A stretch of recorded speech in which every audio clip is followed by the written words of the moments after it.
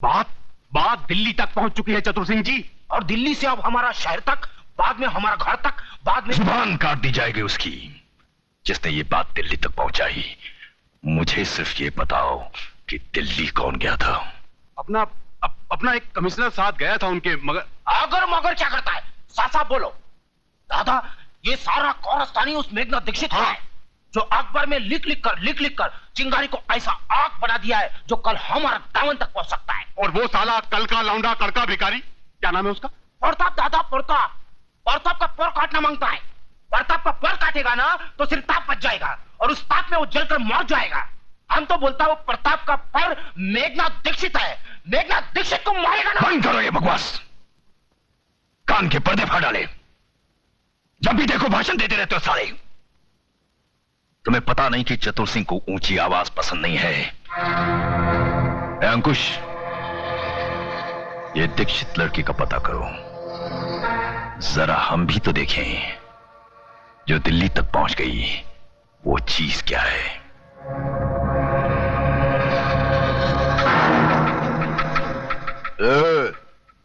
बहुत हो गया तेरा ये नाटक, बंद कर लिखना और सुन मेरी बात।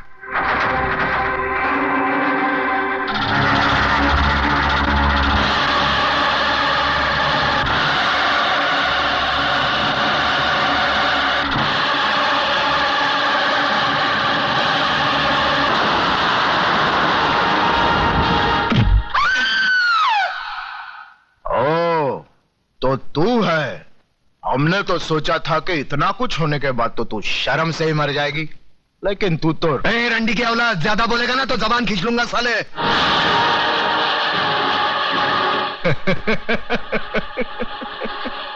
तू जबान खींचेगा मेरी?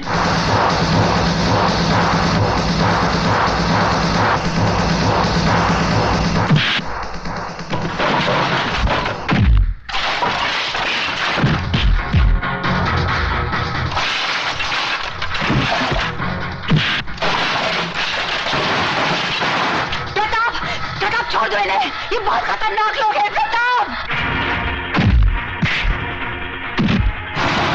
छोड़ दो इन्हें।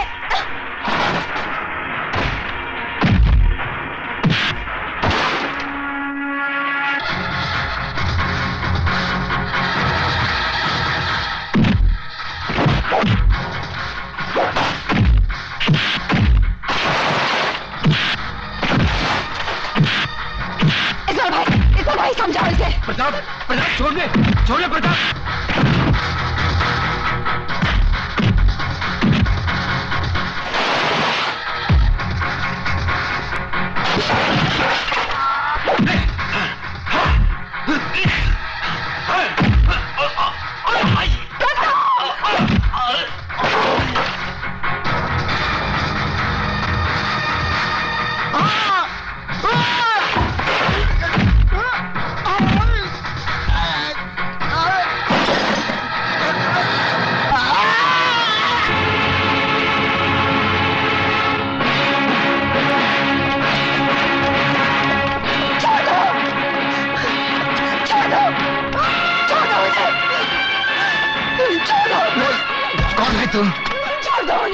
एक दो कौड़ी का गुंडा तेरे को रंडी बोलता है? कौन है तू?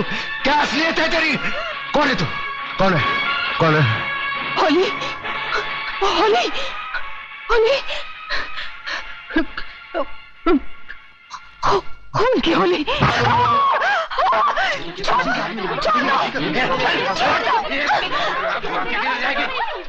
छोड़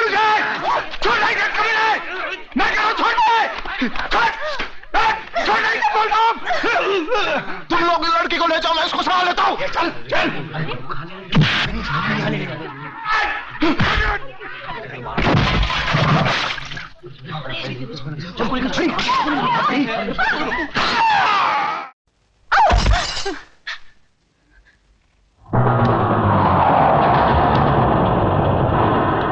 कमीने, खबरदार जो मेरी बेटी को छुआ तो छोड़ दो मेरी बेटी को।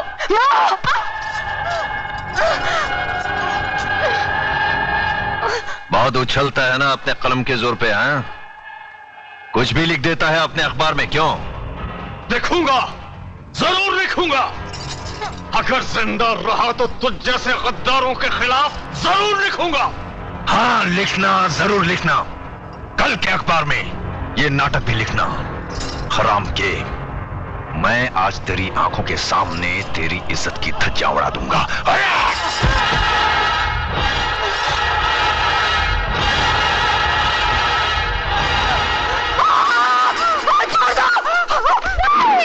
कभी नहीं।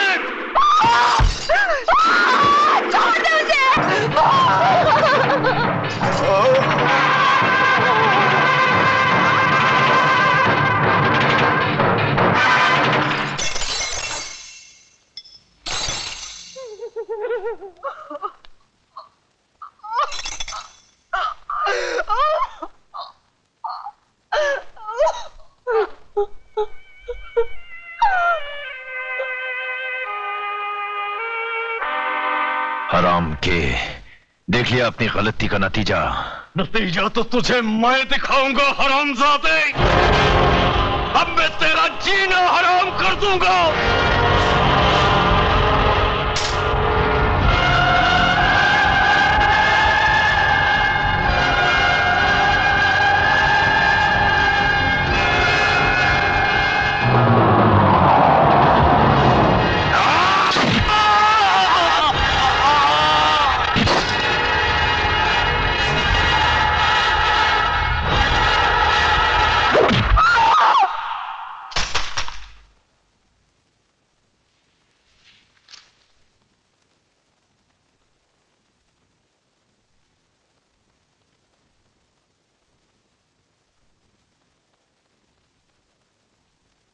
जज साहब, शायद आपको याद होगा, आज से 3 साल पहले ये गोल्ड मेडल आपने एमके गांधी लॉ कॉलेज की first class first student Megha Dikshit को अपने हाथों से पहनाया था।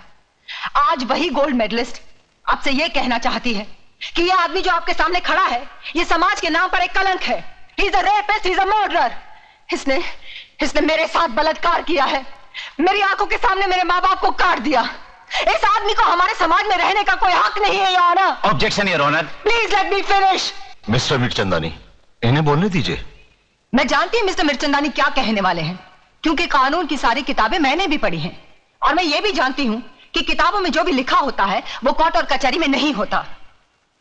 अब मिस्टर मिर्चंदानी मुझसे गवाह मांगेंगे, सबूत मांगेंगे, जिनकी खोखली बुनियाद पर यह कानून टिका हुआ है। हर ये तो उन वकीलों में से है जिनका पेशा यही है कि सच को झूठ और झूठ को सच कैसे बनाया जाए। इनका कोई भरोसा नहीं। ये तो ये भी कह सकते हैं कि उस हादसे के दिन चतुर सिंह इस मुल्क में ही नहीं था। Exactly, your honour. तो फिर देर किस बात की है? वो नकली पासपोर्ट, नकली टिकट, नकली होटल का बिल जहां चतुर सिंह ठहरा था, वो जज साहब को दे दीजिए ताकि जल्द से जल्द फैसला हो जाए। वो सारे सबूत इस फाइल में मौजूद है, योर ऑनर। ये रहे वो सारे सबूत जो इन्हें निर्दोष। Brilliant mister Mirchandani, brilliant.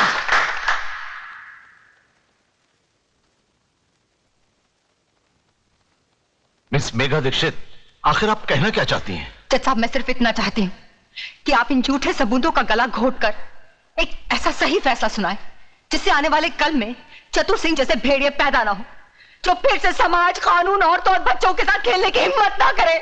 Your honour, कानून की शिक्षा में गोल्ड मेडलिस्ट होने के नाते मिस मेघा दीक्षित दलीलें तो बहुत अच्छी कर लेती है, मगर वो शायद ये भूल गई है कि अदालत में दिल छू लेने वाली दलीलें नहीं चलती। देश को बेचने वाले गद्दार, स्मगलर्स, क्रिमिनल्स का केस लड़ते लड़ते पैसों के लिए तुमने अपने आप को कानून के साथ बेच दिया है। तुम जैसे वकीलों का दिल होता है मिस्टर मिर्चंदानी। अरे तुमसे तो वो वेश्याएं अच्छी होती हैं जो बेचती जरूर है मगर अपना जिस्म बेचती हैं, अपने देश को, अपनी आत्मा को, अपने ईमान को नहीं बेचती। तुम जैसे चंद वकील इस कानून और अदालत की तौहीन हो। अरे अगर मेरा बस चले तो मैं तुम सबकी डिग्रियां छीन लूं। Miss Megha, control yourself. Control? अरे क्या कंट्रोल करूं जज साहब, क्या कंट्रोल करूं? अरे एक नारी की इज्जत लुट जाने के बाद भी अगर उसे रो रो कर अपने इंसाफ की भीख मांगनी पड़े तो शर्म आनी चाहिए ऐसे कानून को और उसके रखवालों को। मिस मेघा, यह अदालत की तौहीन है। तुम इंसाफ मांगने आई हो या छीनने? जज साहब, किसने कहा कि इंसाफ मांगने से मिलता है? अरे इंसाफ ना ही मांगने से मिलता है और ना ही छीनने से। आज तो इंसाफ बिकता है, सिर्फ बिकता है। इसीलिए चतुर सिंह जैसे वैशी दरिंदे अपना सीना तान कर समाज में घूमते हैं, कानून को रुमाल समझकर अपनी जेब में रखते हैं। Your honour, miss Megha Dikshit बिना मतलब की बातें करके अदालत का वक्त जाया कर रही है, इसलिए मैं अदालत से रिक्वेस्ट करता हूं कि अदालत अपना फैसला सुनाए। अरे ये क्या फैसला सुनाएंगे?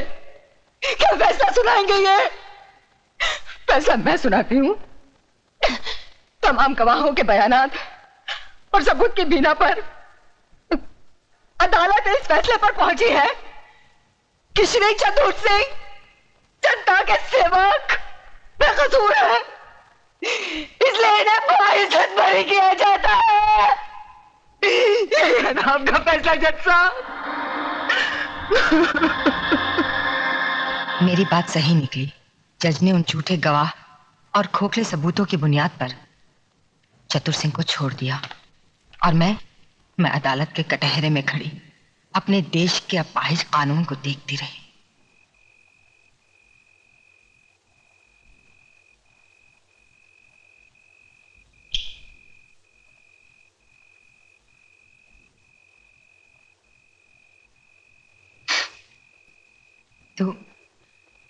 तू भी तो इस बस्ती में अकेला आया था, क्या तेरा अपना कोई नहीं? है ना, माँ है। मैं या नहीं मालूम नहीं। और तू?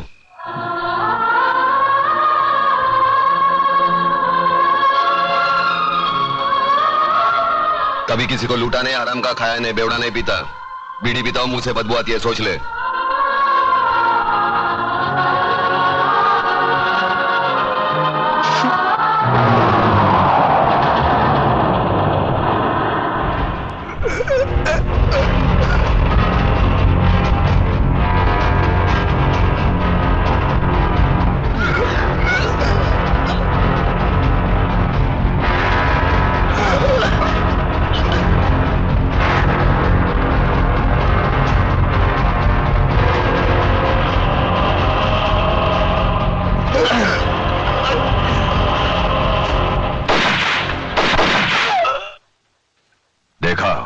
मारे गए ना?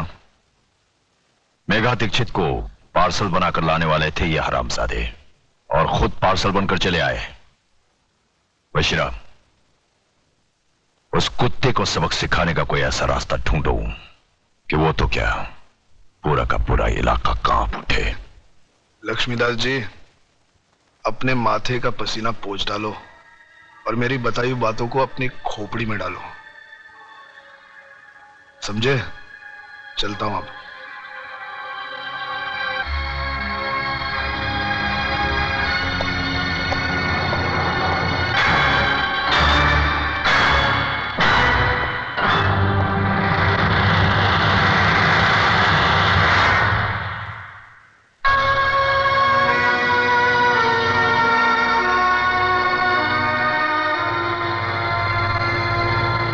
क्या बात है बापू, कौन था वो आदमी?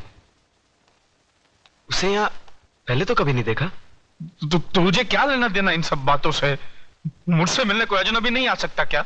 आ सकता है बापू, क्यों नहीं आ सकता? मगर उससे मिलने के बाद आप पसीने में तरबतर क्यों हो गए? सच बताओ बापू, बात क्या है?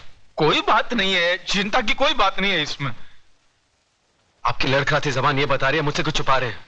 बापू, अगर आपने सच नहीं कहा ना, आपको अपनी इकलौते बेटी की कसम है। कोई बात किसने कहा तू मेरा इकलौता बेटा है? 2 बेटे हैं मेरे, छोटा तू है और बड़ा प्रताप है। दनिया, सच बता, क्या बात है?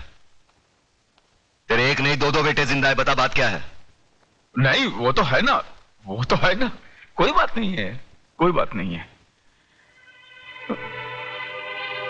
क्या होता है, वो 2 चीज है जो इंसान को अंधा बना देती है, जमीन और जायदाद। इसने योगराज की बेटी से प्यार किया और हम दोनों बापों ने मिलकर उसका धंधा कर डाला। धंधा। अच्छी लड़की है, लड़की अच्छी है। और योगराज, वो तो साला बहुत बड़ा खिलाड़ी आदमी है और मैं सीधा साधा व्यापारी।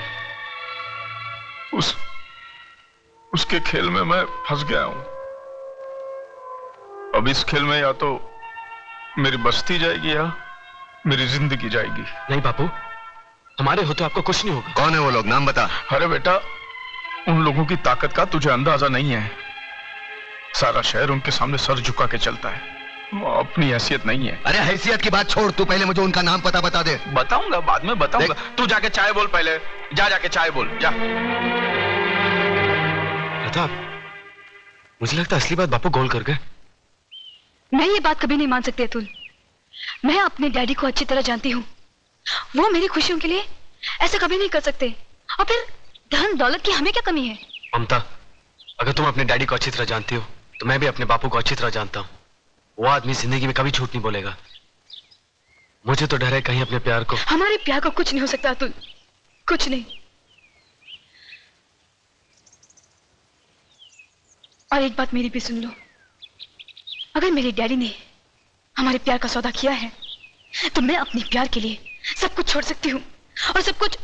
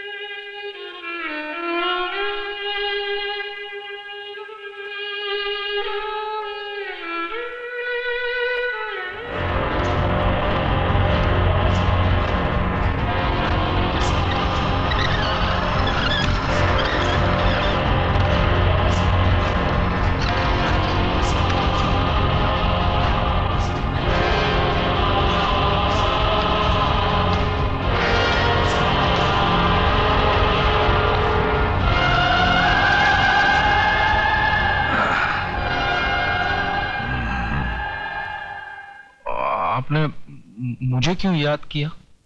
लक्ष्मीदास, दुनिया में ऐसे बहुत सारे लोग हैं जिनको कोई चीज पसंद आ जाती है तो वो उसे छीन लेते हैं, मगर हम उनमें से नहीं हैं। हमें जो चीज पसंद आ जाती है हम खरीद लेते हैं। तुम्हारा लक्ष्मी नगर हमको बहुत पसंद है। वहां युवराज के साथ हम बहुत बड़ा कॉम्प्लेक्स बनाना चाहते हैं। ये सूटकेस के अंदर 3 करोड़ रुपए कैश है और तुम्हारे सामने ये एग्रीमेंट के साथ 2 करोड़ का चेक है। दाम बिल्कुल बराबर है म्यूनिसिपैलिटी के वैल्यूएशन के हिसाब से। अब इस एग्रीमेंट पे साइन करो, खोके उठाओ और ऐश करो।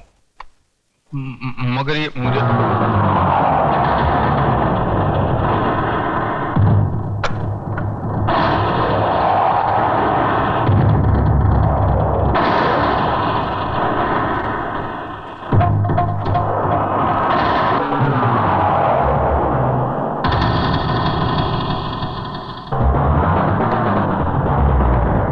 तुम कुछ बोलना चाहते हो?